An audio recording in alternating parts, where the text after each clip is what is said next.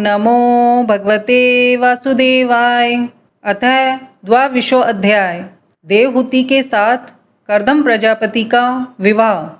श्री मैत्रेय जी कहते हैं, विदुर जी, इस प्रकार जब कर्दम जी ने मनु जी के संपूर्ण गुणों और कर्मों की श्रेष्ठता का वर्णन किया तो उन्होंने उन निवृत्ति परायण मुनि से कुछ सकुचाकर कहा।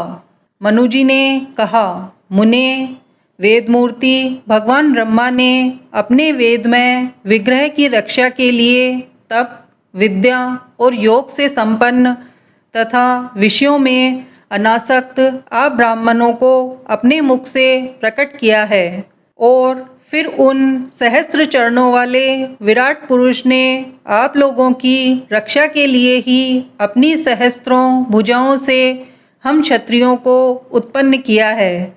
इस प्रकार ब्राह्मण उनके हृदय और क्षत्रिय शरीर कहलाते हैं।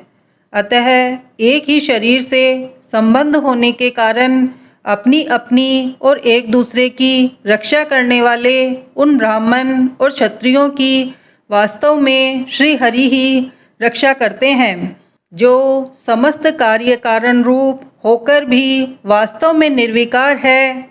आपके दर्शन मात्र से ही मेरे सारे संदेह दूर हो गए, क्योंकि आपने मेरी प्रशंसा के मिस से स्वयं ही प्रजा पालन की इच्छा वाले राजा के धर्मों का बड़े प्रेम से निरूपण किया है। आपका दर्शन अजितेंद्रिय पुरुषों को बहुत दुर्लभ है। मेरा बड़ा भाग्य है जो मुझे आपका दर्शन हुआ और मैं आपके चरणों की मंगलमयी रज अपने सिर पर चढ़ा सका।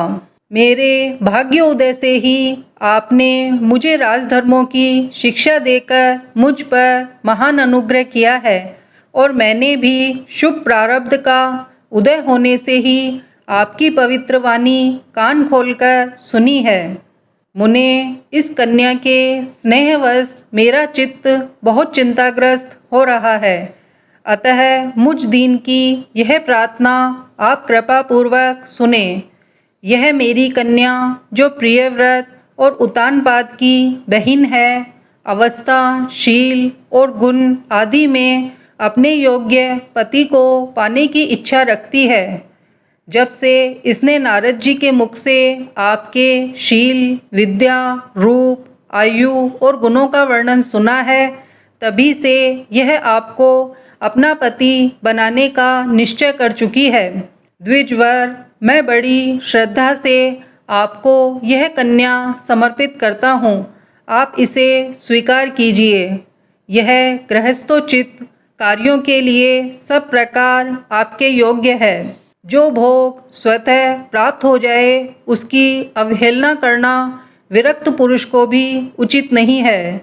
फिर विषयासक्ति की तो बात ही क्या है। जो पुरुष स्वयं प्राप्त हुए भोग का निरादर कर फिर किसी कृपण के आगे हाथ पसारता है, उसका बहुत फैला हुआ यश भी नष्ट हो जाता है और दूसरों के तिरस्कार से मान भंग भी होता है। विद्वान, मैंने सुना है आप विवाह करने के लिए उद्यत हैं। आपका ब्रह्मचर्य एक सीमा तक है। आप नैष्ठिक ब्रह्मचारी तो है नहीं, इसीलिए अब आप इस कन्या को स्वीकार कीजिए। मैं इसे आपको अर्पित करता हूँ।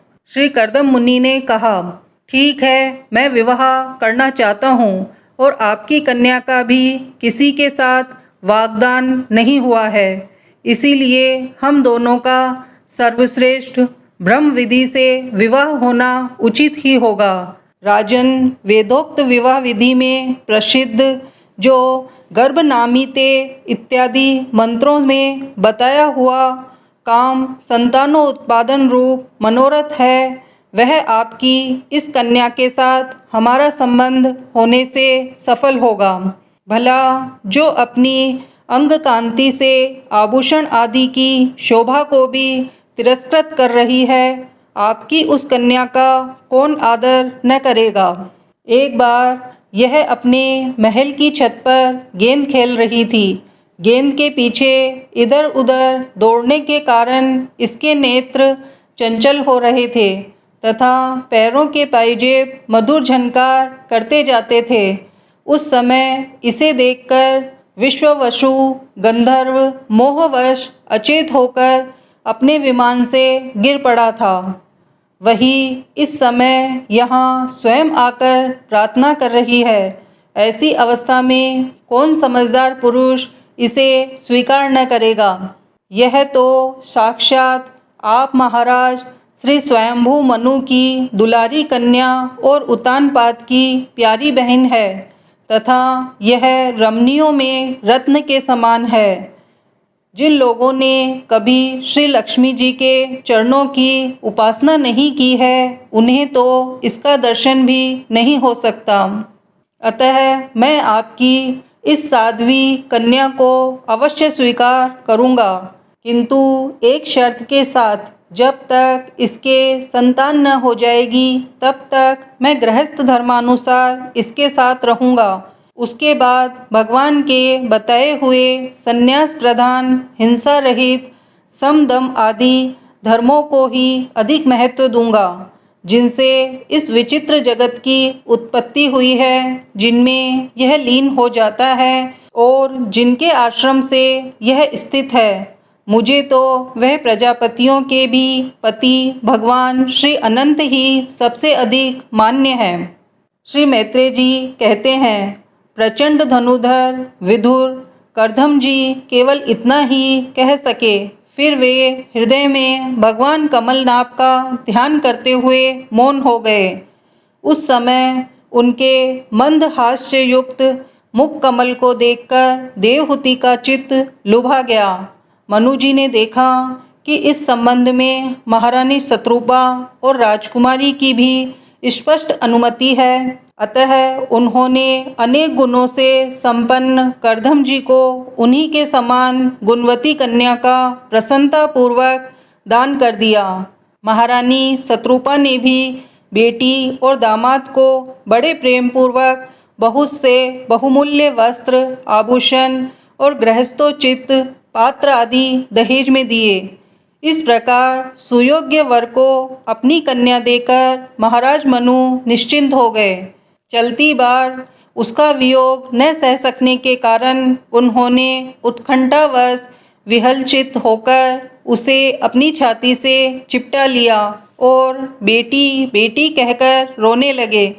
उनकी आँखों से आंसुओं की झड़ी लग गई और उनसे उन्होंने देवहूति के सिर के सारे बाल भिगो दिए। फिर वे मुनिवर कर्दम जी से पूछकर उनकी आज्ञा ले रानी के सहित रथ पर सवार हुए और अपने सेवकों सहित ऋषि कुल सेवित सरस्वती नदी के दोनों तीरों पर मुनियों के आश्रमों की शोभा देखते हुए अपनी राजधानी में चले आए। जब ब्रह्मावर्त की प्रजा को यह समाचार मिला कि उसके स्वामी आ रहे हैं, तब वह अत्यंत आनंदित होकर स्तुति गीत और गाजे बाजे के साथ अगवानी करने के लिए ब्रह्मावर्त की राजधानी से बाहर आए। सब प्रकार की संपदाओं से युक्त बृहस्पति नगरी मनु जी की राजधानी थी, जहाँ पृथ्वी को रसातल में से आने के पश्चात शरीर कपाते समय श्री वराह भगवान के रोम झड़कर गिरे थे। वे रोम ही निरंतर हरे भरे रहने वाले कुश और काश हुए, जिनके द्वारा मुनियों ने यज्ञ में विघ्न डालने वाले दैत्यों का तिरस्कार कर भगवान यज्ञ पुरुष की यज्ञों द्वारा आराधना की है। महाराज मनु ने भी श्री वराह भगवान से भूमि रूप निवास स्थान प्राप्त होने पर इसी स्थान में कुश और काश की चटाई बिछाकर श्री यज्ञ भगवान की पूजा की थी। जिस बहिष्मती पुरी में मनु जी निवास करते थे, उसमें पहुंचकर उन्होंने अपने त्रितापनाशक भवन में प्रवेश किया। वहां अपनी भार्या और संतति के सहित वे धर्म अर्थ और मोक्ष के अनुकूल भोगों को भोगने लगे। प्रातःकाल होने पर गंधर्वगण अपनी स्त्रियों के सहित उनका गुणगान करते थे, किंतु मनु जी उसमें आसक्त न होकर प्रेमपूर्ण हृदय से श्री हरि की कथाएं ही सुना करते थे। वे इच्छानुसार भोगों का निर्माण करने में कुशल थे, किंतु मननशील और भगवत परायण होने के कारण भोग उन्हें किंचित भी विचलित नहीं कर पाते थे। भगवान विष्णु की कथाओं का श्रवण, ध्यान, रचना और निरूपण करते रहने के कारण उनके मनवंतर को व्यतीत करने वाले क्षण कभी व्यर्थ नहीं जाते थे। इस प्रकार अपनी जागृत आदि तीनों अवस्थाओं अथवा तीनों गुणों को अभिभूत करके उन्होंने भगवान वासुदेव के कथा प्रसंग में अपने मनवंतर के 71 चतुर्युग पूरे कर दिए। व्यास नंदन विदुर जी, जो पुरुष श्री हरि के आश्रित रहता है उसे शारीरिक, मानसिक, दैविक, मानुषिक अथवा भौतिक दुख किस प्रकार कष्ट पहुंचा सकते हैं। मनु जी निरंतर समस्त प्राणियों के हित में लगे रहते थे। मुनियों के पूछने पर उन्होंने मनुष्य के अथवा समस्त वर्ण और आश्रमों के अनेक प्रकार के मंगलमय धर्मों का भी वर्णन किया, जो मनु संहिता के रूप में अब भी उपलब्ध है। जगत के सर्वप्रथम सम्राट महाराज मनु वास्तव में कीर्तन के योग्य थे।